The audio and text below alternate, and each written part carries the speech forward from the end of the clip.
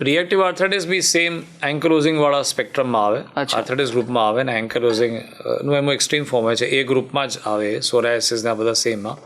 Again men is to women ratio ઊંધો, 6:1 પુરુષોને થાય ત્યારે 1 સ્ત્રીને થાય. આ રોગો પુરુષોમાં વધારે થાય. ઓકે. યંગ એજ હોય નોર્મલી. રિએક્ટિવ એટલે અમુક ઇન્ફેક્શનનું ને જ્યારે તમારી રોગ પ્રતિકારક શક્તિ રિએક્ટ કરે એને આપણે રિએક્ટિવ આર્થરાઇટિસ કહીએ. યુઝ્યુઅલી પગના સાંધા પકડાય. 20-25 વર્ષનો પુરુષ હોય, સડનલી ઘૂંટણ એકદમ ફૂલી જાય, બહુ દુખે. હવે 20-25 વર્ષની ઉંમરમાં તમે ઘસારાનું નિદાન ના કરો. 45 વર્ષ 50 વર્ષમાં માણસ ત્યારે તમે ઘસારો વિચારો. 20 વર્ષના યુવાનને શું કરો ઘસારો થાય? એટલે સોજી જાય, એકદમ દુખે, સવારે જકડાઈ જાય, ચાલી ના શકે. પછી બીજું એન્કલ પકડાઈ જાય, કાંડું પકડી જાય પગનું, એમાં બી એવું ને એવું થવા મળે. પછી 15 દિવસ મહિનો થાય ને પછી એને કુલા પકડી જાય, હિપ્સમાં થાય.